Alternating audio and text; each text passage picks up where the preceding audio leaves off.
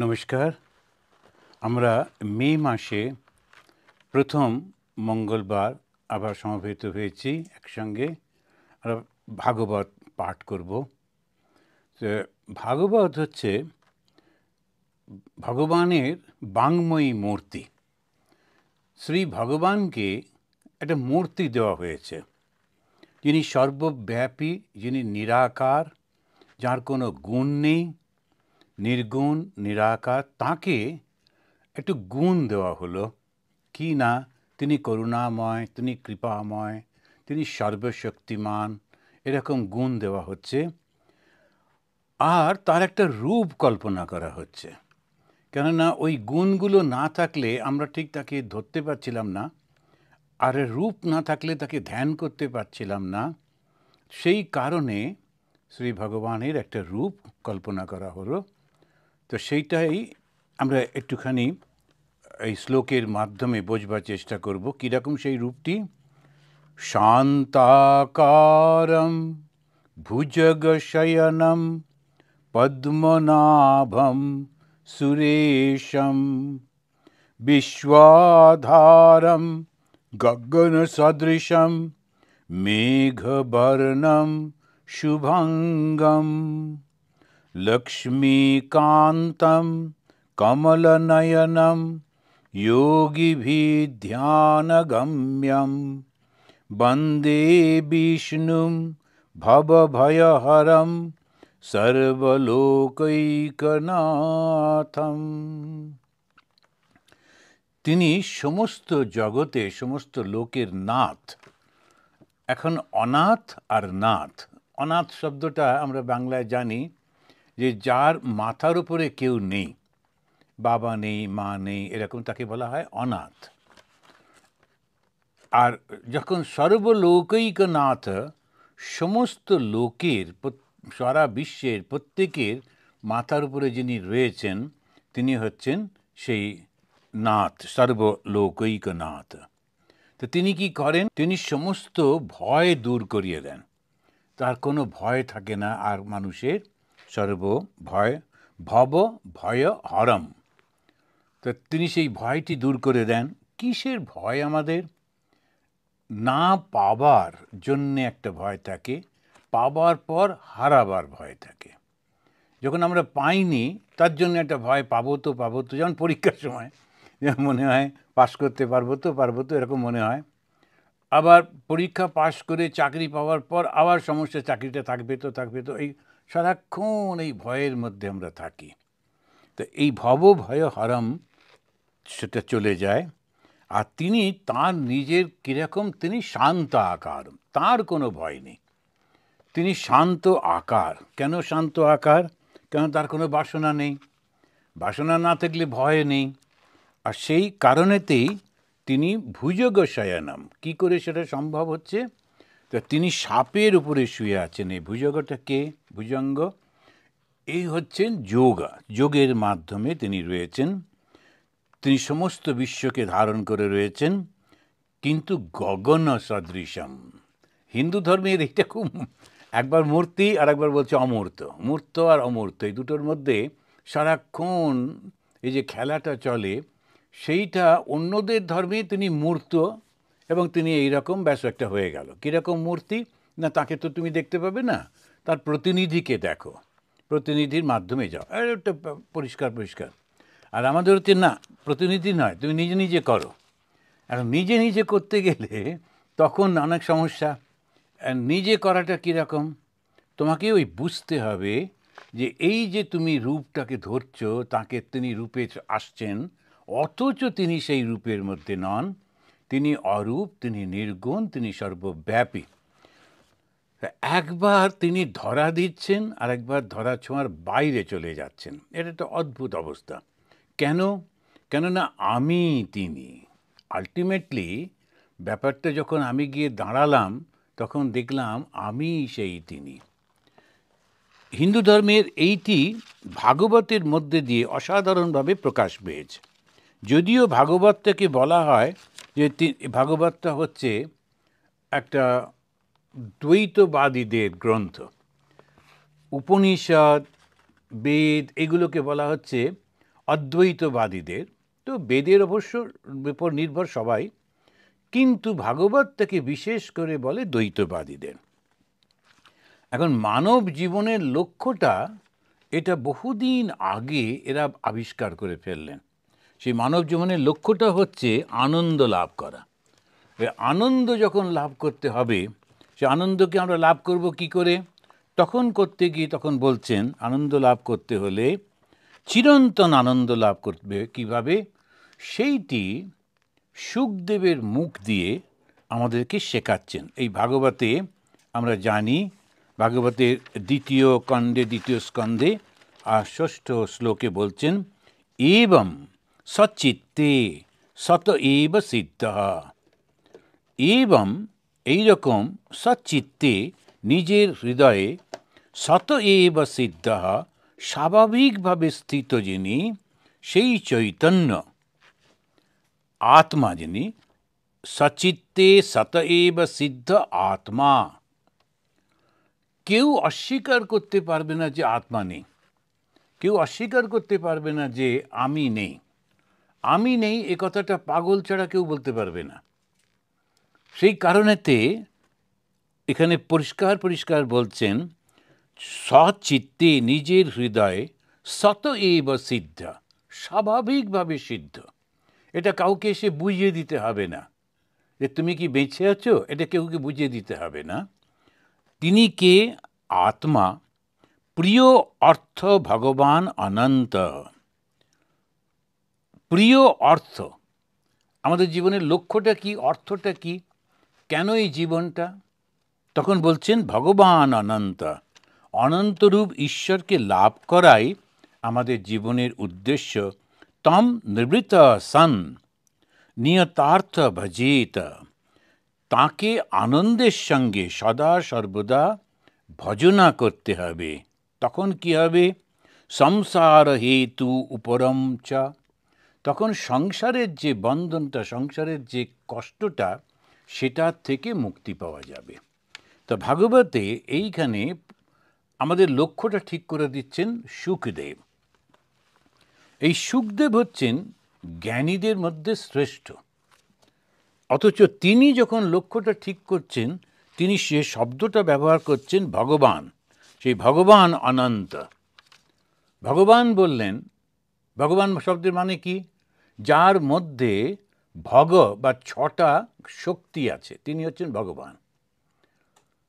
এখন সেই যে ভগবান যিনি, ছটা শক্তি যার মধ্যে রয়েছে, তিনি আবার অনন্ত। অর্থাৎ গুণ আছে, আবার সঙ্গে সঙ্গে নির্গুণ। তা এইটা বারবার আমাদের মাথায় রাখতে হবে। তার মধ্যে গুণটা আছে, ভগ শব্দের অর্থ হচ্ছে গুণ, ছটা গুণ আছে, আর সেই গুণটা সঙ্গে সঙ্গে আবার তিনি অনন্ত, তিনি সর্বব্যাপী, চিরন্তন। এই ভগবান অনন্তকে আমি কোথায় পাবো? আমার হৃদয়ের মধ্যেই। সদা সর্বদা তুমি হৃদয়ের মধ্যেই তো তিনি রয়েছেন। হৃদয়ের মধ্যে পাওয়ার পর তাকে কি করতে হবে? ভজনা করতে হবে। কিভাবে? নিয়তার্থ ভজেত, নিরন্তর ভজনা করতে হবে। ভজনা মানে কি? স্মরণ করা, সদা সর্বদা স্মরণ করা। ওই 24 ঘন্টা কীর্তন করে। এখন যারা করে তারা তো 1 ঘন্টা 1 ঘন্টা করে করে রেস্ট নেয়। আমি দেখেছি ওখানে 24 ঘন্টা একটা অষ্টপ্রহর বলে, 8টা প্রহরে ওই গান হবে, কীর্তন গান। আবার নিজে যে পুণ্য লাভ করবে তা তো নয়, আমাদের মনটা তো খুব বড়, তাই সবাইকে পুণ্য লাভ করবার জন্য প্রচুর মাইক লাগিয়ে দেয়। সে একেবারে বাজার থেকে, নদীর পাড় থেকে, মাঠে ঘাটে দিয়ে সকলকে ঘুম ভাঙিয়ে তারপরেতে 24 ঘন্টা কাউকে ঘুমোতে দেবে না, কিন্তু নিজে ঘুমোয়। ও গিয়ে টুক করে ঘরের মধ্যে। আর যারা গান করছে ওরা কিন্তু একবারই গান করে, তারপরে আবার রেস্ট নেয় 2-3 ঘন্টা, তারপরে আবার ওই দলটা ফিরে আসে, বাকি দলগুলো করতে থাকে। সকলেই রেস্ট পায়, যেটা রেস্ট পায় না সেটা পাড়া প্রতিবেশী। তো সেই করে ওরা করতে থাকে। কিন্তু ভগবানকে ডাকা মানে, ভজনা করা মানে সারাক্ষণ তাকে স্মরণের মধ্যে রাখা। যেমন আমরা দেখি ভগবান শ্রীরামকৃষ্ণের জীবনে তিনি এক মুহূর্ত মাকে ছেড়ে থাকতে পারছেন না। সব সময় মার সঙ্গে কথা বলছেন, যেখানে যাচ্ছেন এই মাকেই, এই মায়ের রূপকেই তিনি দেখছেন, সব সময় ভজনার মধ্যে রয়েছেন। সেই তখন উনি ওরা বলছেন, তৎ নিবৃত্ত সন আনন্দের সঙ্গে নিয়তার্থ ভজিত। ফলটা কি হবে? সংসার হেতু, সংসারের যে বন্ধনটা সেটা থেকে মুক্ত হয়ে যাব। সংসার মানে কি? সম্যক সরতি ইয়া সা সংসার, যেটা সারাক্ষণ চলে চলে যাচ্ছে, সরে সরে যাচ্ছে, তো সেইটাই হচ্ছে সংসার। এখন তো মানে এমন অ্যাডভান্স হয়ে গেছে সব কিছু, তো হঠাৎ করে আমি দেখছিলাম যে আপনি চান না চান আপনার টেলিফোনেতে, স্মার্টফোন হলে সকলে সব খবর পাঠাতে থাকে। এখন হঠাৎ দেখলাম অনেক দিন আগেকার সমস্ত যারা নায়ক নায়িকা ছিলেন তাদের অল্প বয়সের ছবি আর বর্তমান কালের ছবি একদম চেনা যায় না। তখন কী রকম ছিলেন আর এখন কী রকম, অবশ্য আমাদেরও তাই। কিন্তু যেহেতু আমরা কনস্ট্যান্টলি এইটা নিয়ে চলেছি, তাই বুঝতে পারি না। মনে হয় এরকমই ছিলাম ছোটোবেলাতেও, কিন্তু নিজের ছবিটা দেখলে মনে হয় না, তাই তো ছিলাম না, অন্যরকম ছিলাম, কত অন্যরকম ছিলাম। তো এই যে কনস্ট্যান্ট চেঞ্জ হয়ে চলেছে, আর তার সঙ্গে মনটাও কিন্তু অ্যাডজাস্ট করে করে চলেছে, তাই কিন্তু আমাদের দুঃখ হচ্ছে না। যখন ছোটোবেলাকার ছবি দেখা যায়, অল্প বয়সের ছবি দেখা যায়, আর বর্তমান বয়সে যদি ছবি দেখি, তখন একটু মনে দুঃখ হয়, আরে কিরম সুন্দর ছিলাম, আর কী দাঁড়িয়েছি, এখন কী করা যাবে। কিন্তু যেহেতু সমস্ত সময় ওইটা আমরা ক্যারি করছি, তাই মনের মধ্যে দুঃখটা আসে না, এটা চলে যায়, অ্যাডজাস্টেড হয়ে যায় থেকে থেকে। যারা সারা জীবন জেলের মধ্যে থাকে, প্রথম কয়েকটা মাস কষ্ট হয়, তারপরে অ্যাডজাস্টেড হয়ে যায়, ওটাই তখন ঘরবাড়ি হয়ে যায়। আমাদেরও সংসারে থাকতে থাকতে এটাতেই অ্যাডজাস্টেড হয়ে যায়। আর এই সেটা থেকেই বেরোতে হবে। তো বেরিয়ে নিজের অন্তরের মধ্যে যে ভগবান আছেন তাকে লাভ করবার চেষ্টা করতে হবে। তার পরের শ্লোকেই তিনি খুব দুঃখ প্রকাশ করে বলছেন, হায় হায়, কেউ কেউ আছেন যারা জীবের অশেষ যন্ত্রণা কষ্ট দেখেও ভগবানের চিন্তা করে না, বরং বিষয় চিন্তায় ডুবে থাকে।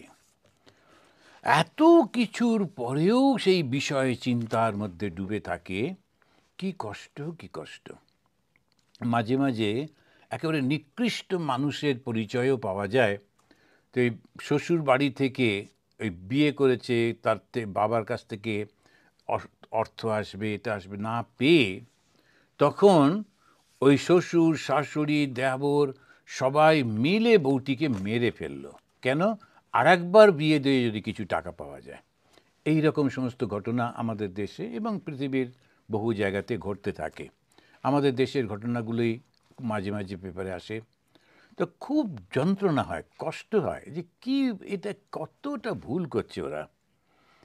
এই যে মানুষ, সে কিছুতেই বুঝতে পারে না ওই কটা টাকাতে, হ্যাঁ এটা ঠিকই, একটা দুঃখের মধ্যে থাকলে একটু অল্প পয়সাটাও খুব বড় ব্যাপার, তথাপি কাউকে মেরে ফেলতে হবে কেননা তার বাবা টাকা দেয়নি বলে? বরং নিজে আত্মহত্যা করা ভালো, কেননা আমি নিজে অর্থ উপার্জন করতে পারছি না।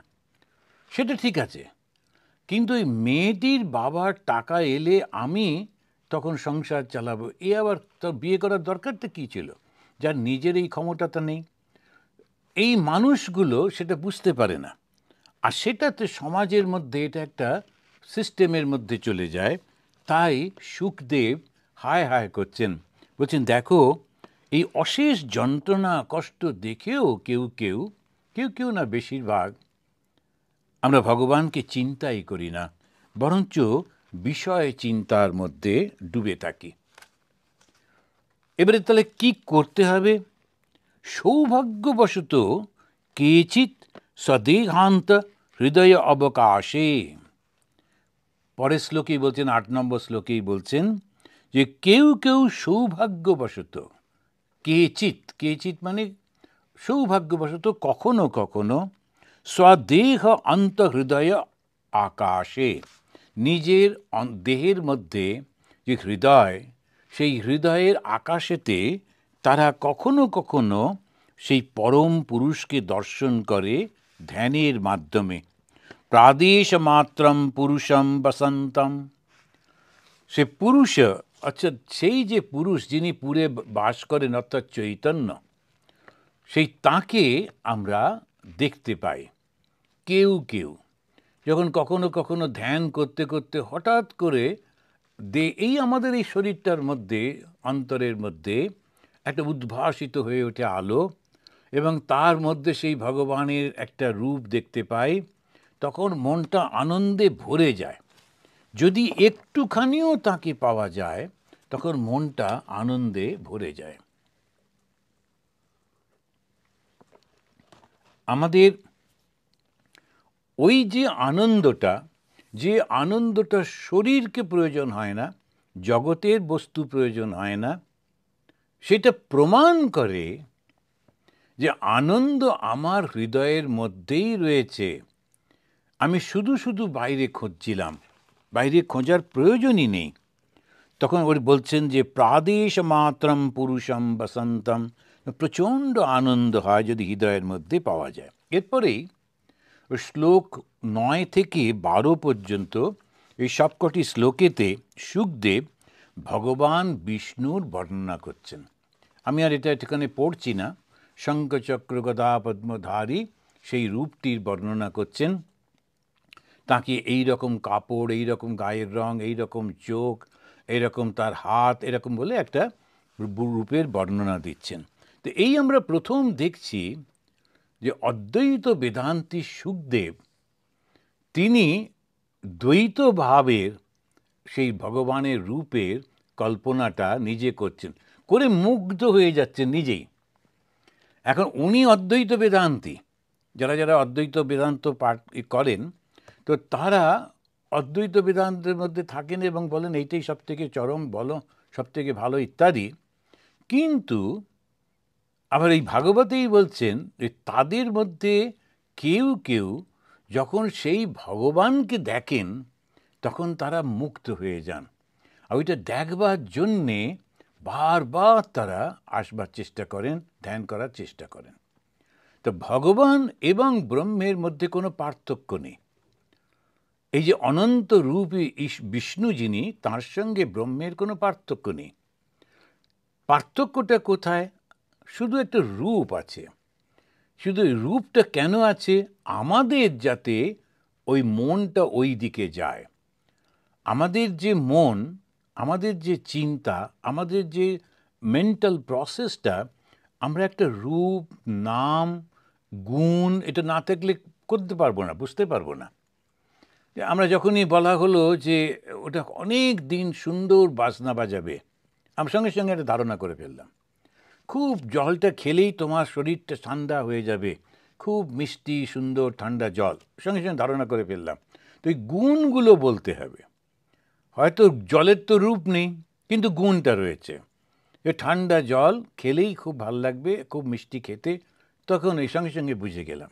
দেন এইরকম ভাবে ভাবে যখনই আমরা কোনো রূপ এবং গুণের কথা বলা হচ্ছে, তখন আমাদের পক্ষে সুবিধে হচ্ছে। সাধারণ মানুষ, একেবারে যারা সারাক্ষণ অদ্বৈত বেদান্ত নিয়ে থাকতে পারেন, যেমন শঙ্করাচার্যের গুরুর গুরু, তো তাদের পক্ষে ঠিক আছে। কিন্তু আমরা ওইটা করতে গেলে তো অসুবিধে হবে। তো এইখানে সেটাতেই তখন বলতে গিয়ে বলছেন যে না না যাবন্ন জায়তে পরাবরে অস্মিন বিশ্বেশ্বরে দ্রষ্টরি ভক্তিযোগ, যতক্ষণ না পর্যন্ত হৃদয়ে পরমেশ্বরের প্রতি ঐকান্তিক ভক্তি উৎপন্ন হচ্ছে, ততক্ষণ পর্যন্ত সাধক বিরাট রূপটি নিষ্ঠা সহকারে ধারণা করবেন। এই যে ভগবানের বিরাট রূপের বর্ণনা করলেন ওই 9 থেকে 12 শ্লোকের মধ্যে, সেইটিকে রেফারেন্স দিয়ে বলছেন, ওইটাকে উল্লেখ করে বলছেন, এই যে বিশাল রূপটা দেখছো, যার মাথাটা হচ্ছে ব্রাহ্মণ, আর যার হাতগুলো হচ্ছে ক্ষত্রিয়, যার মধ্য দেশটা হচ্ছে বৈশ্য, আর পদযুগল হচ্ছে শূদ্র। এই যে বিশাল রূপটা দেখছো, সমস্ত সমাজের সব কিছু তার থেকে সৃষ্টি হয়েছে। এই সৃষ্টির এই সমস্ত কিছুটা তুমি তাহলে ওই রকমভাবে কল্পনা করে ধ্যান করতে থাকো। তার মধ্যে শঙ্খ, চক্র, গদা আর পদ্ম। তো শঙ্খটা কি? তিনি ডাক দিচ্ছেন। তিনি কল করছেন আমার কাছে ফিরে এসো। এই যে ডাক দেবার জন্য ওই শঙ্খটি, চক্রটা কি সময়টাকে বোঝাচ্ছেন, সময়টা সব সময় চলে চলে যাচ্ছে। আর গদাটা কি শাসন দেখাচ্ছেন, শাসন করছেন, যদি তা না করো তাহলে তোমাকে কষ্ট পেতে হবে। আর পদ্মটা হচ্ছে ভক্তি। তা ভক্তি অর্থাৎ ভালোবাসা, ভক্তি মানেই ভালোবাসা। এই ভালোবাসার মধ্যে ভগবানকে যখন ভালোবাসতে পারছি, তখন সেই ভালোবাসা দিয়ে আমরা ভগবানকে হৃদয়ের মধ্যে গ্রহণ করব। কি রূপে? শঙ্খচক্র গদা পদ্মধারী তিনি। তিনি কেন এরকম? না তিনি সব, তাছাড়া আর কোনো কিছু নেই।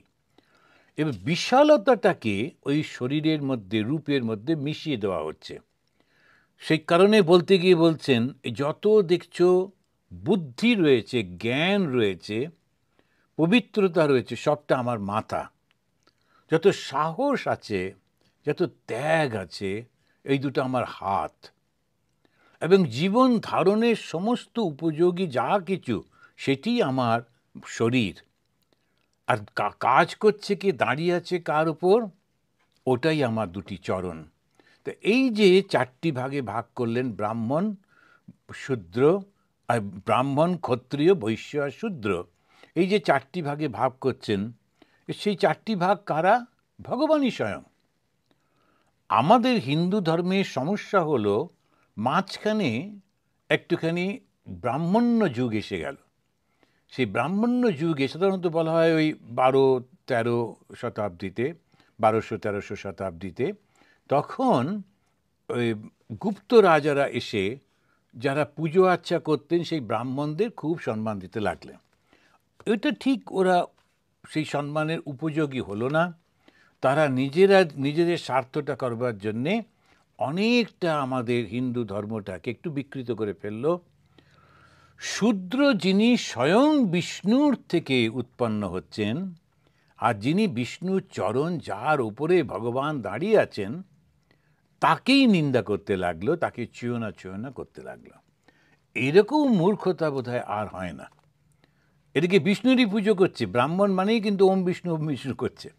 অথচ বিষ্ণুরই যে অংশ, তার চরণে যখন প্রণাম করছে, সেই চরণ দুটি হচ্ছে শূদ্রত্বের প্রতীক। অথচ তারা সেইটিকে অস্বীকার করে সমাজের মধ্যে বিশৃঙ্খলা এনে দিল। যে মানুষ যখন সে নিজের মতো করে কাজ করছে, তাকে সম্মান দিল না। সেই জন্যেই ওটা আলাদা হয়ে গেল। দ্বৈত ভাবের সঙ্গে অদ্বৈত ভাবের বিচ্ছেদ এখান থেকে হলো। তখন এই যারা অদ্বৈতবাদী, তারা বলল সব কিছুর মধ্যে ঈশ্বর রয়েছেন, কেন তুমি নিন্দামন্দ করবে? আর এইটি বাড়তে বাড়তে, ছোট হতে হতে যত ক্ষুদ্র হয়, তত সে ভগবানের থেকে দূরে চলে যায়। কিছু কিছু আমাদের ভারতবর্ষের দেশ আছে, প্রভিন্স আছে, যদি তুমি তৃষ্ণায় মরে যাচ্ছ, তবু এক ফোঁটা জল দেবে না, যদি না তুমি উচ্চ জাতির হও। উচ্চ জাতির লোকেরা দাঁড়িয়ে থাকবে, কিছুতেই এক ফোঁটা জল দেবে না, এবং তারা মনে করছে ওটা দারুণ পবিত্র কাজ হচ্ছে। কেননা ওই লোকটা যে মৃতদেহ দাহ করে, জঙ্গল বা ময়লা পরিষ্কার করে, ওর মৃত্যু ওই রকম কষ্টের মধ্যে দিয়ে হলেও কোনো ক্ষতি নেই। কেন না, ও হচ্ছে নিম্ন জাতির, ওর কর্মফলে ও কষ্ট পাক। কিন্তু তুমি যে দাঁড়িয়ে দাঁড়িয়ে সেই কষ্টটা উপভোগ করলে, দেখলে, আনন্দ পেলে, তাতে তোমার কর্মফল হলো না, ওই বুদ্ধিটা মাথায় এলো না। ওইটাই ভুল হয়ে যাচ্ছে। শাস্ত্রটা আমরা কেন পড়ব, ভাগবতটা আমরা কেন পড়ি? এইটা বোঝবার জন্যে যে আসলে ভগবান সর্বব্যাপী, সর্বত্র, সব কিছুর মধ্যে। আমার যে অবস্থানটা, আমি যদি ইন্টেলেকচুয়াল হই, আমি যদি ভগবানকে চিন্তা করছি, আমার অবস্থান হয়তো ব্রাহ্মণের। আর যারা সাহসী, যারা নিজের প্রাণ দিয়ে অন্যকে রক্ষা করে, তাদের আর একটা অবস্থা।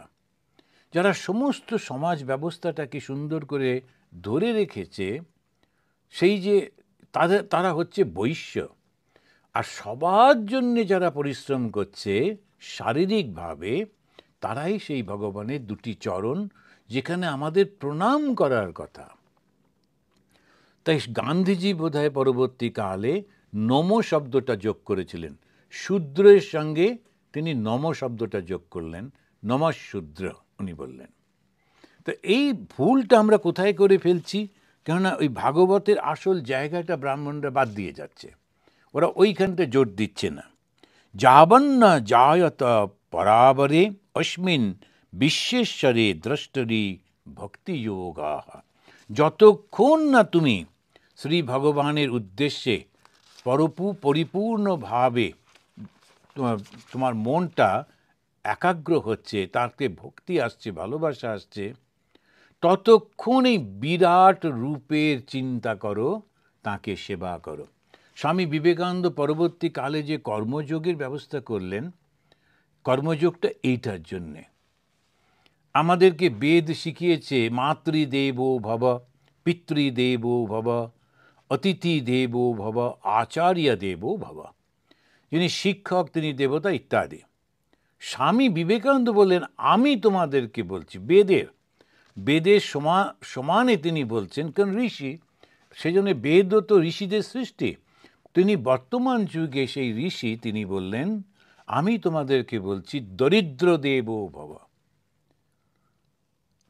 যে আমরা যেমন সবাইকে দেবতা বলছি, সঙ্গে সঙ্গে বলতে গিয়ে বলছেন দরিদ্র দেব ভব, মূর্খ দেব ভব। যারা দরিদ্র তারাও কিন্তু তোমারই দেবতা।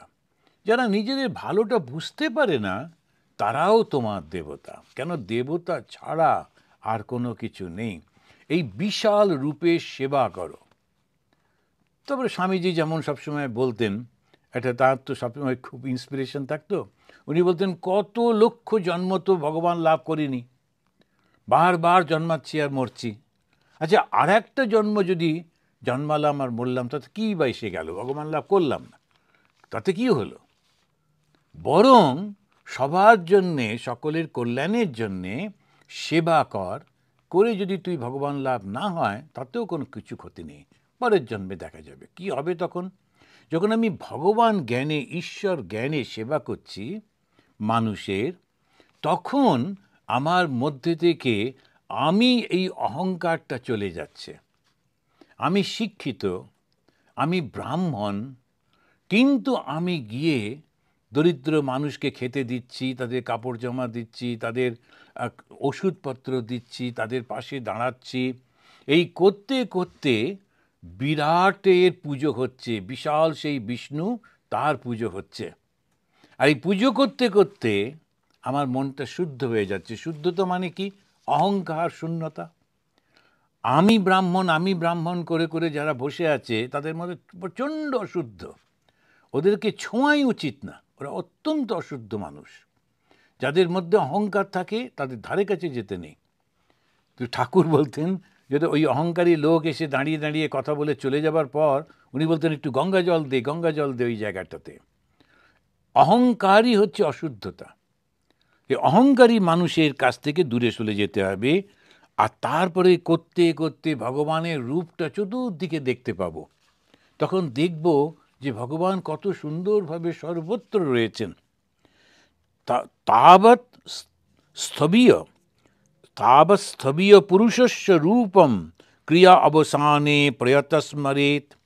তখন ততক্ষণ পর্যন্ত সাধক এই বিরাট রূপটাকে কল্পনা করবে। তারপরেই সুখদেব রাজা পরীক্ষিতকে বলছেন, যারা যোগী, যারা সদা সর্বদা ভগবানের স্মরণ করেন, তারা মৃত্যুর সময়টা শুভ না অশুভ, দিনটা ভালো না মন্দ, মৃত্যুর স্থানটা পবিত্র না অপবিত্র, এসব নিয়ে কোনো চিন্তা করেন না। অনেকে ওই নানান ক্যালকুলেশন করে করে তারপরে তারা ওই জন্ম এগুলো সব হয়। এটা সত্যি, কেননা প্রভাব একটা থাকেই থাকে। ঠিক সময়ে যদি কোনো নক্ষত্র ভালো জায়গায় রয়েছে, যেমন শনি গৃহীদের পক্ষে খুব ক্ষতিকর, কেননা কিছুতেই তোমাকে ভোগ করতে দেবে না, খুব উৎপেতে। এখন শনিতে খুব মুশকিল, ভালো করে গয়না টয়না গড়িয়ে সুন্দর করে এনে আনলাম, কি পরে বিয়েতে পরে যাব, গেল মাঝখান থেকে চুরি হয়ে। ভোগ করতে দেবেই না শনি থাকলে। কিন্তু শনি আবার সন্ন্যাসীদের জন্য খুব ভালো, কারণ ভোগ করতে দেবে না। আর সন্ন্যাসীর যদি একটু ভোগের ইচ্ছাও ছিল, যে আচ্ছা ধোসা একটু ইডলি দিয়ে খাবো, সেটাও গেল, হলো না, তখন কিছুতেই ভোগ করতে দেয় না। তো সন্ন্যাসীদের পক্ষে শনি খুব ভালো, গৃহীদের পক্ষে শনি খুব খারাপ, কেন ভোগ করতে দেয় না। সত্যি সত্যি সেরকমই হয়। রাশিগুলো বুঝতে পারা যায় তাদের ব্যবহার দেখে। বৃষ রাশি, এই মানুষগুলো সবসময় সবাইকে সাহায্য করতে খুব পছন্দ করে, কেননা বৃষ ও শক্তিশালী, নিজের ওপর খুব কনফিডেন্স থাকে, আর সবাইকে ও ভয় পায় না, সবাইকে সাহায্য করে। এরকম এরকম করে নানান রকমের সত্যি সত্যি দেখা যায় এগুলো আছে। কিন্তু যে সদা সর্বদা ভগবানকে ডাকছে, তার আবার ওটা কি আছে, ওটা নিয়ম চিন্তাও করে না। গয়া গঙ্গা প্রবাস আদি কাশী কাঞ্চি কে বা চায়, কালী কালী কালী বলে অজপা যদি পোড়ায়। অজপা, আর জপ করতে হচ্ছে না, সারাক্ষণ কালী কালী কালী এই ভাবটা যে আসছে, কালী কালী কালী বলে অজপা যদি পুরায়, তখন ওই গয়া গঙ্গা প্রভাস এসব কোনো প্রয়োজন হয় না। তো অনেকে গয়াতে যাচ্ছে, অনেকে প্রভাস তীর্থ করতে যাচ্ছে, গঙ্গার জলে ডুব দিচ্ছে, গঙ্গার জল খাচ্ছে, এগুলো সব ঠিকই আছে। কিন্তু যে একবার ভগবানকে লাভ করেছে, কোথায় তার শরীরটা চলে যাবে, কখন মৃত্যু হবে, তাতে তার কিছু এসে যায় না। কেননা তার কাছে ওই একটাই। হনুমানজিকে যখন একবার জিজ্ঞেস করা হয়েছিল আজকে কি বার, আমি বলতে পারবো না, কেন কি বার নক্ষত্র অমুক তমুক এসব আমি চিন্তাই করি না, আমার কাছে একটাই চিন্তা আছে, সেটা হচ্ছে রাম। সেজন্যে আজকে সোমবার বা মঙ্গলবার এরকম নিয়ে আমি চিন্তাই করি না, শুধু রাম আছেন, এছাড়া আমার কোনো চিন্তা নেই। তো ওই অবশ্যই মৃত্যুর সময়টা, মৃত্যুর মুহূর্তে যে চিন্তা মনে থাকে, সেটাই তো পরজীবনে নিয়ে যায়। এটা ভগবান আমাদের, যে হিন্দুদের, আমাদের পরিপূর্ণভাবে এটাই সিদ্ধান্ত, যে যে মুহূর্তে তুমি মৃত্যুর মুখে চলে যাচ্ছ, যেটা তোমার শরীরটা ত্যাগ করছে, তখন কি ত্যাগ করছে? মনটা শরীরটাকে ত্যাগ করে চলে যাচ্ছে। এখন এই মনটা যখন চলে যাচ্ছে, মনের মধ্যে কি থাকে? মন বলতে মন, বুদ্ধি, চিত্ত, অহংকার এবং আত্মা সবটাই রয়েছে। এবং সেই যে সূক্ষ্ম শরীরটা, সেটা যখন চলে যাচ্ছে, ওই শুধুমাত্র উপরের যে শরীরটা, সেটাকে ত্যাগ করে চলে, ওর মধ্যে সব থাকে, অহংকারও রয়েছে, ইচ্ছাগুলো রয়েছে, সবই রয়েছে। এখন যেই মুহূর্তে ওইটা চলে গেল, তো গেল কোথায়? তখন এই অ্যাটমসফিয়ারেই তো যাবে। এখন যখন সে গেল, ও কিন্তু ওই বাসনাগুলো পূরণ করবার জন্য ঘুরতে থাকে। একটা খুব মজা হচ্ছে, আমরা বছরে একদিন করে পূর্বপুরুষকে খেতে দিই, তাই না? বছরে একদিন পূর্বপুরুষকে, তখন মনে হয়, একজন সত্যি জিজ্ঞেস করেছিল, আচ্ছা একদিন খেতে দিই, তো আমাদের পূর্বপুরুষকে আমরা ভালোবাসি ঠিকই, কিন্তু রোজ তো খেতে দিই না। শ্রী ভগবানকে রোজ আমরা ভোগ দিচ্ছি, কিন্তু পূর্বপুরুষদের আমরা শ্রাদ্ধটা করি, এবং দুর্গাপুজোর ঠিক আগে একটা সময় আসে, তখন সবাই গিয়ে তর্পণ করে, পূর্বপুরুষকে একদিনই জল দেয় এবং একদিনই খেতে দেয়। একদিন কিন্তু না, রোজ দিই আমরা। সেটা হচ্ছে যখন দেবলোকে লোক রয়েছেন, তাদের এক বছরে একদিন হচ্ছে, মানুষের এক বছরে দেবতাদের একদিন হয়। ওরা কিন্তু রোজ সকালে খাবারটা খাচ্ছেন, আমরা এক বছর পরে দিচ্ছি। তো এই রকম আর কি। তো ইন্ডিয়ান রেলওয়ের মতো একটা লোক এসে খুব চেঁচামেচি করছিল, আমার তো 3টের সময় ট্রেন, ওটা 1:25 চলে গেল কি করে? 3টে ট্রেন, বলছে আপনি কবেকার ট্রেনের কথা বলছেন? হ্যাঁ কেন আজকে ট্রেন? বলছে না, ওটা গতকালের ট্রেন ছিল, আজকে ওটা গতকালের ট্রেন আজকে গেল, আপনারটা পরশু দিন আসবে, অপেক্ষা করুন, শুয়ে পড়ুন স্টেশনে কোনো জায়গায় গিয়ে। এখন হচ্ছে ইন্ডিয়ান রেলওয়ের নিয়ে সব মজা করে। এখন এই যেগুলো আমাদের কাছে মনে হচ্ছে বাবা 1 বছর কেটে গেল, দেবলোকে ওটা একটা দিন, রোজই আমরা ওদেরকে খেতে দিই। এই যে মৃত্যুর পরে আমরা যে লোকে যাই, সেই লোকে যায়টাকে আমারই মনের চিন্তাগুলো যায়। তো শরীরটা শুধু যায় না, কিন্তু মনটা তো যায়। এবারে যখন ওরা থাকেন ওখানেতে, তখনই কিন্তু এক জায়গাতে সবাই মিলে যেমন আমরা এখন আছি তেমনই থাকি, শুধু শরীরটা থাকে না, বাকি সব একরকম থাকে। তো ধরা যাক স্বপ্নের মতো, স্বপ্নতে আমরা একসঙ্গে রয়েছি, করছি, সেই রকম যেমন তেমনিভাবে এটা হয়। তবু সেটা তো ছেড়ে দিলাম। আমরা যারা মৃত্যুর আগে খুব ভয় পাই এরপরে কি হবে, কোনো ভয় থাকবে না যদি কেউ সারাক্ষণ ভগবানের চিন্তা করে। কলির প্রভাবও পড়বে না যদি কেউ ভগবানের চিন্তা করতে থাকে। সারাক্ষণ জপ করেই যাচ্ছেন, করেই মনে মনে মনে মনে জপ করেই যাচ্ছেন। ও তখন বলছেন যে ধ্যান করো। ধ্যান মানে জপটা হচ্ছে আমরা নামটা করছি, আর ধ্যান কি, ওই নামের সঙ্গে ওই ব্যক্তিত্বটাকেও কল্পনা করছি। আমরা যখন কারুর কথা বলি, সেই ব্যক্তিত্বটা কিন্তু ফুটে ওঠে। এখন ধরুন কথা বলতে বলতে আমরা বললাম, ও যে মহাত্মা গান্ধীজি খুব ভালো ছিলেন, বলার সঙ্গে সঙ্গে তার ব্যক্তিত্বটা, প্রথমত চেহারাটা ফুটে উঠবে, আর তার ব্যক্তিত্বের মধ্যে ওই যে দৃঢ়তা, যদিও খুব ফ্রেল বডি, কিন্তু প্রচণ্ড দৃঢ়তা ছিল। একবার যেটা মনে করতেন সেটা করেই ছাড়তেন, ইত্যাদি ইত্যাদি, ওই গুণগুলো ফুটে উঠবে। নেতাজি সুভাষচন্দ্র বোসের কথা মনে হলো, এরকম মনে হবে। শ্রীরামকৃষ্ণদেব বা বিবেকানন্দের কথা মনে হলো, এরকম মনে হবে। তা নামের সঙ্গে নামই এটা একসঙ্গে যায়। ওই কারণেতে যখন আমরা শ্রীরামকৃষ্ণ মন্ত্র গ্রহণ করব, শ্রীরামকৃষ্ণের জীবনীটাও পড়ে নেওয়া উচিত, কেন আমরা তাকে চিনতে পারবো। যখনই নাম ধরে ডাকলাম, যিনি আবির্ভূত হচ্ছেন সেই হচ্ছে তার গুণগুলো, তখন আমরা তাকে চিনতে পারবো। সেই জন্যই বলা হচ্ছে যে ওই রকমভাবে। তো কেমন করে ধ্যান করবে? তখন ব্যাসদেব বলছেন, বাসনা শূন্য মনই হচ্ছে শুদ্ধ মন। শুদ্ধ মন কাকে বলে? ভগবান শ্রীরামকৃষ্ণদেব বললেন, শুদ্ধ মন আর শুদ্ধ আত্মা এক। তা শুদ্ধ বলতে কাকে বোঝায়? শুদ্ধ মন কোনটা? যেখানে কোনো বাসনা নেই, নির্বাসনাই হচ্ছে আসল। তা শুদ্ধ মন, শুদ্ধ আত্মা, এই দুটোই এক। এই দুটো কি আমরা এক বলবো কি করে? কারণ আর তো কোনো বাসনা নেই। জগতের যে বাসনা, সেটা তো না থাকলে মনটা থাকে কোথায়? ঈশ্বরই থাকে। সেই মনকে সংযত করে অন্তরের মধ্যে যে চৈতন্য, তার সঙ্গে মিলিয়ে দিতে হবে। তারপরে সেই জীবাত্মাকে শুদ্ধ ব্রহ্মে মিলিয়ে দিতে হবে। তাহলে কি হবে? পরম শান্তিম তিনি সে অনুভব করবেন, পরম শান্তি অনুভব করবে। মানুষের জীবনে তো একটাই চাই না, আমরা একটু শান্তি চাই। এই শান্তিটা কি করে পাবো? তখন শান্তিটা পাওয়ার জন্য বলতে গিয়ে বলছেন যে আমরা পরম শান্তি লাভ করব যদি মনের মধ্যে কোনো বাসনা না থাকে। এই যে কথাগুলো আমরা বলছি, এটা কিন্তু পরিপূর্ণভাবে আধ্যাত্মিক চিন্তা।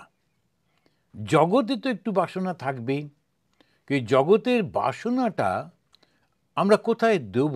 ভগবানকে অর্পণ করতে হয়। ঠাকুর, এটা তোমার সংসার, তুমি কিন্তু রক্ষা করো। তোমার এই সমস্ত কিছু, এই আমার ছেলে, এই আমার মেয়ে, ও দেখো কথা শুনছে না, ও দেখো ভালো করে পড়ছে না, এই সমস্ত কিছু ঠাকুরকে বলছি। এই বলতে গিয়ে কিন্তু আমি ঠাকুরকেই স্মরণ করছি। সংসারটা আছে বটে, কিন্তু সঙ্গে সঙ্গে আমি ঠাকুরকে নিয়েই সব কিছু। তুমি একটু দেখো, ওকে একটু বলে দাও, একটু ঠিক করে দাও, একটু ঠিক করে দাও, একটু। এই যে বারংবার আমি প্রার্থনা করছি, সংসারের জন্যই করছি, কিন্তু করছি ঈশ্বরের চিন্তাতে। আর একটু একটু করে ঈশ্বরের চিন্তা মানেই পবিত্রতা আসবেই আসবে। এই যে আমরা 1 ঘন্টা ভাগবত পাঠ করি, ভালো ফল কি হবে না? হবেই হবে, হতেই হবে, কারণ স্বাভাবিকভাবে হবে। যেহেতু অন্ততপক্ষে এই যে 1 ঘন্টা আমরা ভগবানের চিন্তা করছি, এবং ভগবানের মাঝে মাঝেই তাঁর রূপটা প্রকাশিত হচ্ছে, তাঁর গুণগুলো প্রকাশিত হচ্ছে, পদ্ধতিগুলো আমরা জানতে পারছি, যে তো হবেই। তো সেটাতেই তখন সেটাতেই বলতে গিয়ে বলছেন বাসনা শূন্য মনকে হচ্ছে শুদ্ধ মন। এবার যখন ধ্যান করতে বসলাম তখন আর যেন মনের মধ্যে কোনো বাসনা না থাকে। কি করে করব? তখন মনকেই বলতে হয়, সারাদিন অনেক চিন্তা করেছি, এখন এই মুহূর্তে ঈশ্বর ছাড়া আর কিচ্ছু চিন্তা করব না, করে বসলো। এখন বসে এইবারে সে মনকে শুদ্ধ মন, যেই বাসনা চলে গেল তখন সে চিন্তা করছে ভগবানকে, তার মনটা শুদ্ধ হলো। সেই মনটাকে সংযত করে নিজের চৈতন্যের সঙ্গে মিলিয়ে দিচ্ছে। আমি কে? এই যে আমি আমি আমি আমি এই যে ভাবটা আসছে, আমার যে চৈতন্যটা রয়েছে, চেতনাটা রয়েছে, আমার মনটাকে তার সঙ্গে এক করে দিলাম। কিন্তু আমি চেতনাটা সেটাই তো হচ্ছে চৈতন্য। আমি বলি বটে, কিন্তু চেতনা তো। এখন ধরা যাক, যেটা আমরা খুব উদাহরণ দিই, ইলেকট্রিকের লাইটটা যেটা রয়েছে সেটা হয়তো একটা সাদা টিউব লাইট। এবং সেই টিউব লাইটটা বলছে আমি টিউব লাইট, কিন্তু আসলে রয়েছে তো ইলেকট্রিসিটি, সেই কারেন্টটা। এবং সেই কারেন্টটা কি আমরা যদি চৈতন্য বলি, তাহলে আমি, আমার নাম অমুক, এই বলে যখন করছি তখনও কিন্তু আমার মধ্যে সেই চৈতন্যটা রয়েছে, ওকে মিলিয়ে দিতে হবে। দিয়ে সর্বব্যাপী যে চৈতন্য রয়েছেন, সেই যে ব্রহ্ম, তার সঙ্গে মিলিত করে দিলে পরম শান্তি। ধ্যান করতে গেলে বলা হয় প্রথমে গুরুকে স্মরণ করো, এবং গুরুকে স্মরণ করে গুরুর পাদপদ্মে তোমার মনটা রাখো। এবারে গুরুর সঙ্গে তোমার ইষ্ট দেবতার কাছে যাও। তখন প্রথমে হচ্ছে গুরু, গুরুকে শুদ্ধ মন, তখন আর অন্য কিছু থাকছে না, শুদ্ধ যে মনটা সেটাই আমার গুরু, সেই গুরু রূপে তিনি রয়েছেন। এবার তাকে সঙ্গে নিয়ে আমি কোথায় যাচ্ছি? ইষ্ট দেবতার কাছে যাচ্ছি। ইষ্ট দেবতাকে আমার আত্মা। এবার আমার আত্মার কাছে আমি যখন গেলাম, আমি তখন দেখলাম বিরাট পদ্ম ফুলের ওপরে আমার সেই ইষ্ট দেবতা বা দেবী তিনি বসে আছেন। তখন গুরুদেব তিনি আমাকে বললেন, এই দেখো তোমার ইষ্ট দেবতা, বলে তিনি ইষ্ট দেবতার মধ্যে মিলিত হয়ে গেলেন। তারপরে আমি নানান রকমের ফল মূল সব ঠাকুরকে দিলাম, ভগবানকে দিলাম, দিয়ে পুজো করলাম। পুজো করা শেষ হওয়ার পর আমি ধ্যান করতে বসে ধীরে ধীরে আমার ইষ্টদেবের চরণের মধ্যে মিলিত হয়ে যাচ্ছে। তখন প্রথম তার চরণটি দেখলাম, তারপরে তার শরীর দেখলাম, তারপর মুখমণ্ডল দেখলাম। দেখতে দেখতে তিনি বিশাল জ্যোতির মধ্যে মিলিয়ে যাচ্ছেন। আমার দিকে তাকিয়ে দেখলাম আমিও সেই জ্যোতির মধ্যে রয়ে গেছি।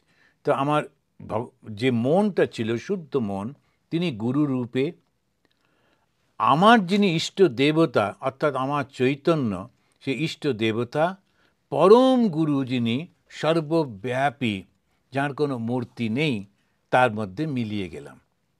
এইভাবে যখন আমরা দ্বৈত থেকে অদ্বৈতে পৌঁছে যাই তখন পরম আনন্দ হয়। সেই কারণে প্রথম দিকেতে ওই দ্বৈত ভাবটা রাখতে হয়। গুরুকে প্রণাম করো, করে নিজে গুরুর সঙ্গে সঙ্গে তোমার ইষ্ট দেবতার কাছে এসো, ইষ্ট দেবতাকে প্রণাম করো, তাকে পুজো করো, তার নাম করতে থাকো। এইভাবে শিক্ষাটা হতে থাকে। করতে করতে যখন মনটা ট্রেন্ড আপ হয়ে যায় তখন বলে এইবারেতে তার সঙ্গে মিলিত হয়ে যাও। আর যেই মিলিত হয়ে যায় তখন ওই যে ইষ্ট দেবতা যিনি আমার চৈতন্য, ওই যে শুদ্ধ মন যিনি আমার গুরু, আর আমরা তিনজনই এক হয়ে যাই। কিসের মধ্যে? নিরাকারের মধ্যে।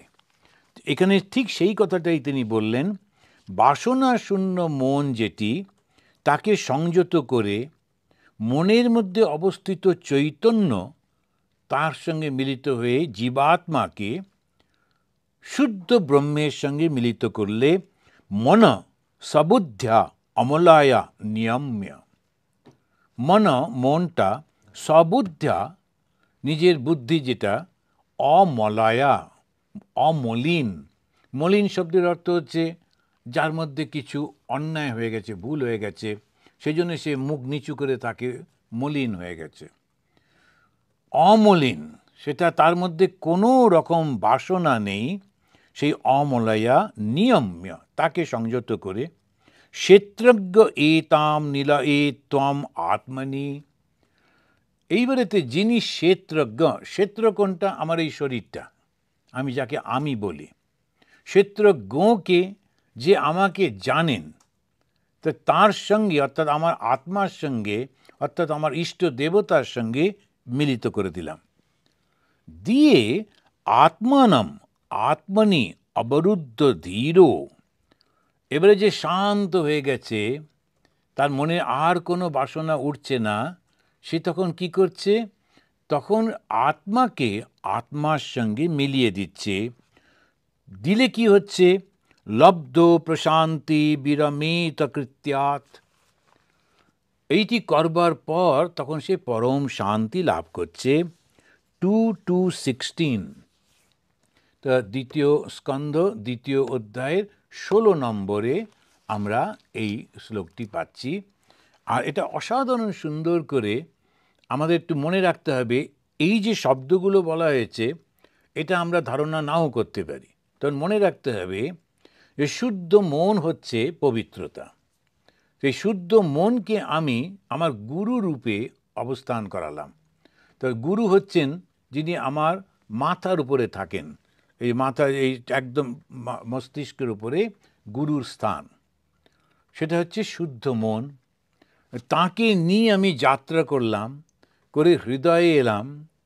হৃদয়ের মধ্যে এসে আমি দেখলাম আমার ইষ্ট দেবতা বসে আছেন, যিনি আমার চৈতন্য। তাহলে আমি আমার শুদ্ধ মনকে নিয়ে এসে চৈতন্যের সঙ্গে মিলিত হলাম, ইষ্ট দেবতার সঙ্গে মিলিত হলাম। হয়ে ধীরে ধীরে সেই গুরু বা শুদ্ধ মন, আমি যেটা চিন্তা করছি আমার গুরু আমার ইষ্ট দেবতা, সেই আমি এবং ইষ্ট দেবতা তিনজন মিলিত হয়ে গেলাম। গিয়ে আমরা নিরাকার সর্বব্যাপী চৈতন্য স্বরূপ আলোকিত একটা বস্তুর মধ্যে প্রবেশ করে আমরাও তাই হয়ে গেলাম। যেই এই ভাবটা আসবে তখন একটা পরম শান্তি, অত্যন্ত শান্তি আসবে। তো যারা ওই ধ্যান করেন এই অবস্থাতে যখন পৌঁছন তখন তাদের মধ্যে একটা খুব শান্তি ভাব আসে। একবার ব্রহ্মস্বরূপতা প্রাপ্ত হলে তাকে দেবতারা কিংবা সময় কিংবা তিনটে গুণ কিংবা অহংকার কোনো কিছুই প্রভাব বিস্তার করতে পারে না।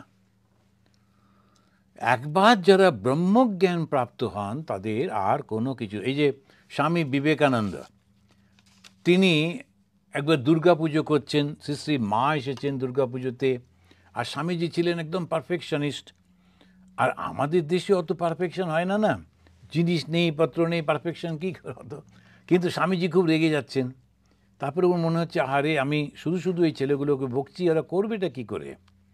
তো সুতরাং তখন উনি নিজেই প্রার্থনা করলেন, আমায় এই 3 দিন জ্বর দাও যাতে আমি জ্বরে শুয়ে থাকি, কারণ দুর্গা পুজোর মধ্যে বকাবকি করব, ওদের মনটা খারাপ হবে। তো ঠিক আছে, উনি মাকে প্রার্থনা করলেন, মা এই 3 দিন আমাকে জ্বর দাও, আমি শুয়ে থাকি। 3 দিন জ্বর হলো, তিনি শুয়ে থাকলেন, পুজো হয়ে গেল। দশমীর দিন আবার জ্বর ছেড়ে গেল, এসে ভালো করে দুর্গাকে প্রণাম করে শ্রী শ্রী মা শারদামণিকে প্রণাম করলেন। তখন ওই যে ভাবটি, ইচ্ছা করলেই উনি নিজেই সব কিছু করতে পারেন। তা তার মনে হলো আমার 3 দিন একটু শরীর খারাপ থাকলে লোকে কিছু বলবে না, ওনার শরীরকে সবাই এরকম মনে করবে। কিন্তু আসলে নিজেকে সরিয়ে রাখছেন যাতে ওই অল্প বয়সী সাধু ব্রহ্মচারী তারা প্রাণপণে চেষ্টা করছে, কিন্তু ওনার ওই পারফেকশনের সঙ্গে পারা যায় না। উনি রেগে যাবেন, রেগে গিয়ে কিছু বলে ফেলবেন, ওদের ওই দুর্গা পুজোর মধ্যে ওদেরকে আর কষ্ট দিতে চান না, সেই জন্যে এরকম। তা এখন এই যে ভাবটি আমরা দেখছি, এখন একটা মজার কথা মনে পড়ছে। স্বামীজির গুরু ভাই ছিলেন এবং স্বামীজিকে খুব ভালোবাসতেন, ছায়ার মতো থাকতেন শারদানন্দজি। শারদানন্দজির মাথা একদম গরম হতো না, খুব চুপ করে থাকতেন। তো স্বামীজি ওকে রেগে মেগে বলতেন বেলে মাছের রক্ত। বেলে মাছের রক্ত নেই বলে জানি না, একটা কথার কথা আছে বেলে মাছের, চুপ করে থাকে, কখনো রাগ করে না।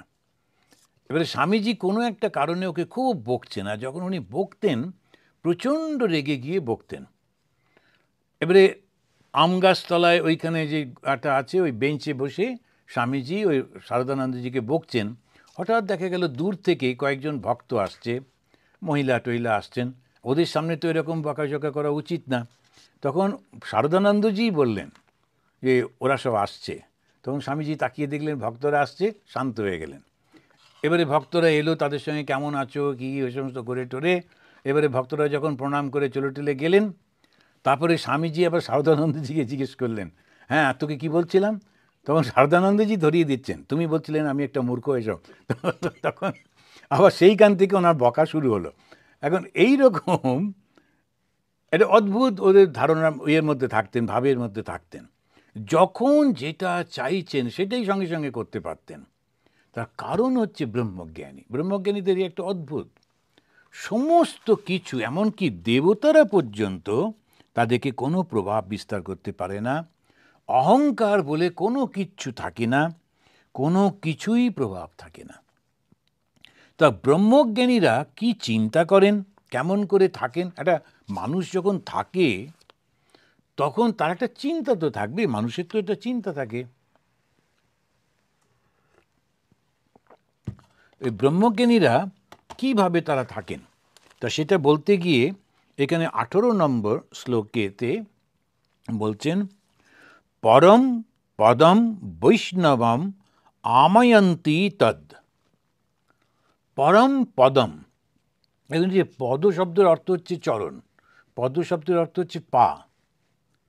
এখন পরম মানে হচ্ছে শ্রেষ্ঠ, তো শ্রেষ্ঠ দুটি চরণ, এটা কাকে নির্দেশ করা হচ্ছে? শ্রী ভগবানের। এই ভগবান কে? ভাগবতে শ্রী ভগবান কিন্তু বিষ্ণু, ভাগবতে কিন্তু শিব না, ভাগবতে কালী না, ভাগবতের দেবতাই হচ্ছেন বিষ্ণু। তো যখনই বলা হচ্ছে পরম পদম বৈষ্ণবম আমানন্তি তদ, সেই শ্রেষ্ঠ বিষ্ণু পদ প্রাপ্ত হয়ে, আমানন্তি মানে পেয়ে, তদ সেই কোনটা? বিষ্ণু পদ। অ্যান্ড বিষ্ণু পদ মানে কি? এটা আমাদের ভারতীয়দের আপনার চরণে প্রণতি। আচ্ছা, চরণ কেন? আপনাকে প্রণতি, কিন্তু না, হাম্বলনেস দেখাবার জন্যে চরণটা মনে করা হয়। সেই জন্যে চরণ শব্দটা আমরা খুবই ব্যবহার করি। আমাদের এই চরণ শব্দটি ব্যবহার, এই চরণ শব্দটি বলছেন তারা সারাক্ষণ সেই ভগবানকে স্মরণ করেন। ব্রহ্মজ্ঞানীরা কি চিন্তাতে থাকে? ভগবানের স্মরণ করে থাকেন, সবসময় সব কিছুর মধ্যে সেই ভগবানকেই দেখছেন। তারপরেই বলছেন ইয়ৎ ন ইতি অতৎ উৎসৃক্ষিক্ষম, আত্মা ভিন্ন সব কিছুকেই এটা নয় করে করে পরিত্যাগ করেন।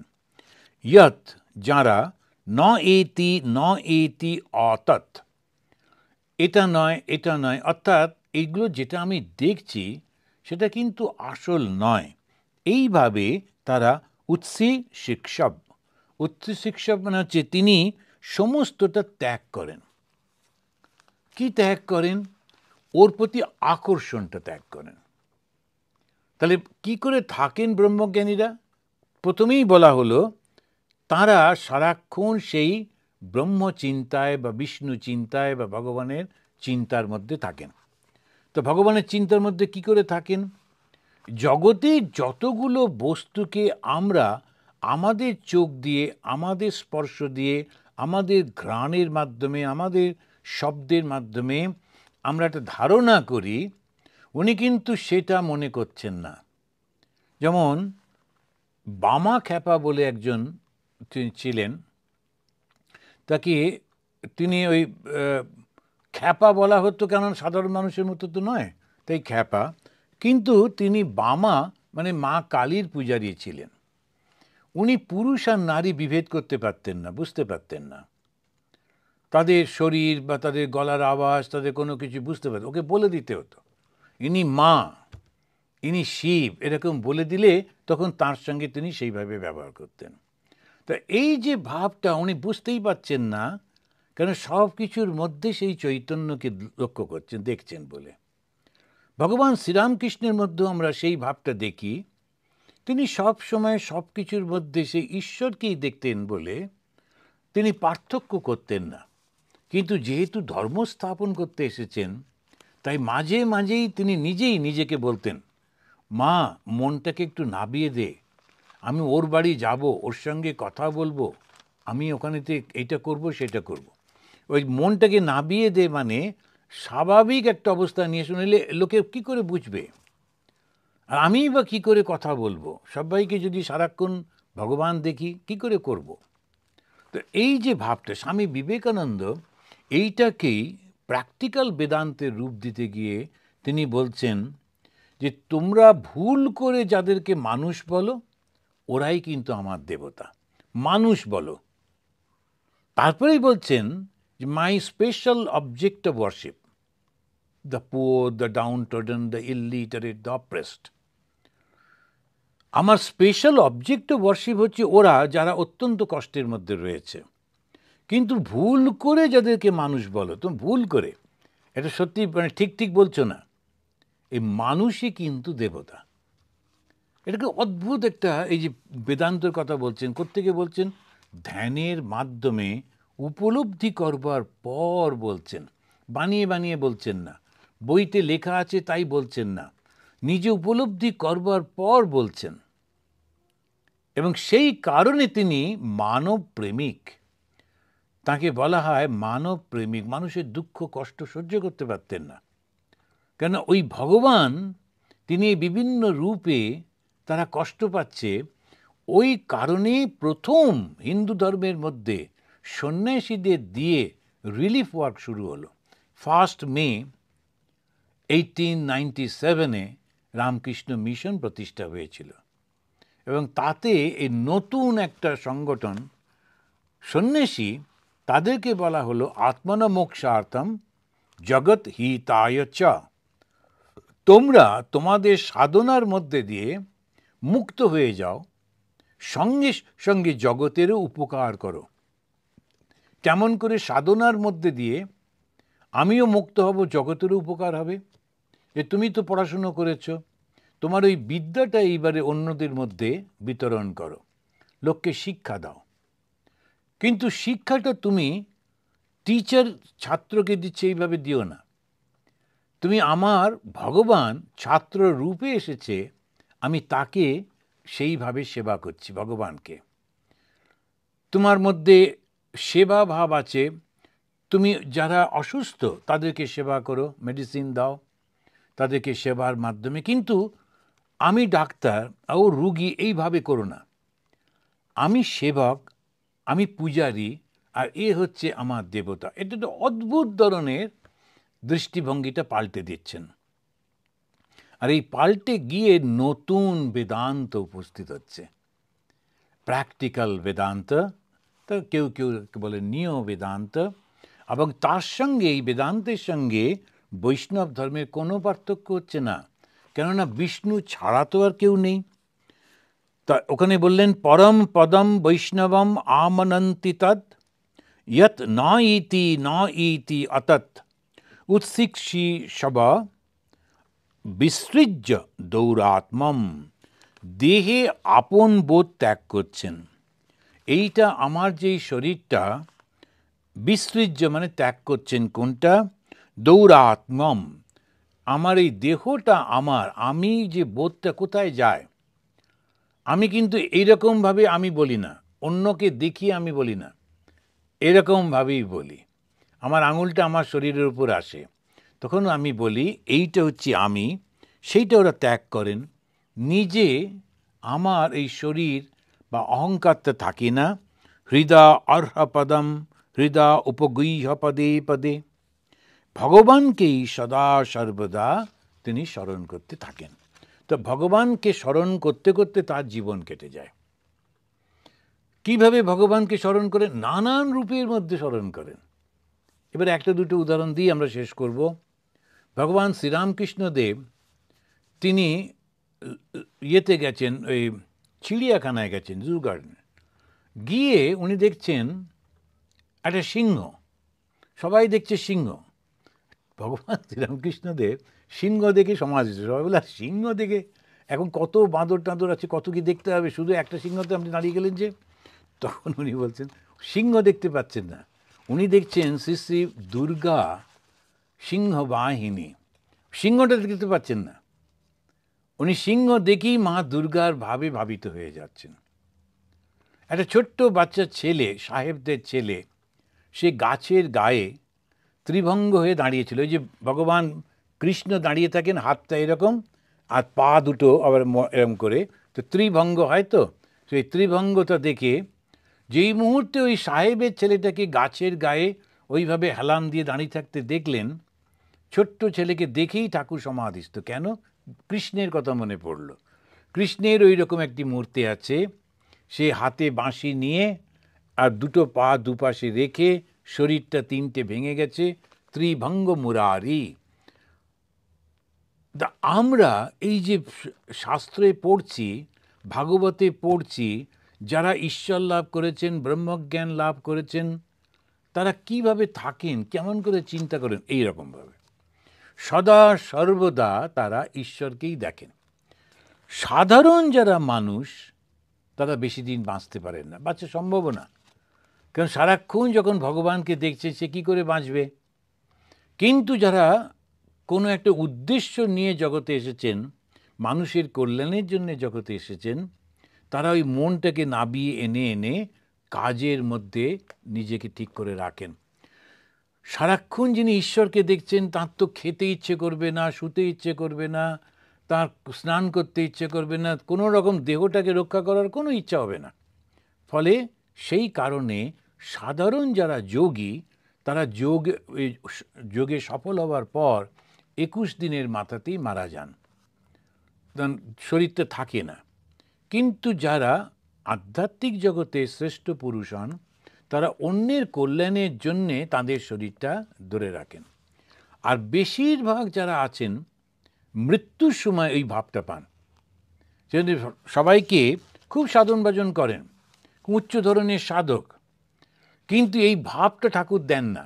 ওই যেমন বিবেকানন্দকে বলেছিলেন, চাবিটা আমার হাতে থাকলো, পরে দেবো, তেমনিভাবে আটকে রাখেন, নইলে কাজ হবে না।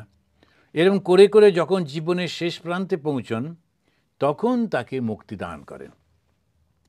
তো আমরা ভাগবতে আজকে এই অধ্যায় পর্যন্ত পড়লাম, দ্বিতীয় স্কন্ধ দ্বিতীয় অধ্যায়ের আমরা 18-19 পর্যন্ত পড়লাম, 18তে। তারপরে এই অধ্যায়ে মোটামুটি এইভাবেই ব্যাখ্যা করছেন যোগসিদ্ধ পুরুষ সম্পর্কে। পরের মাসে আমরা এখান থেকেই শুরু করব। আসুন আমরা 3 বার শান্তি বলে শেষ করি।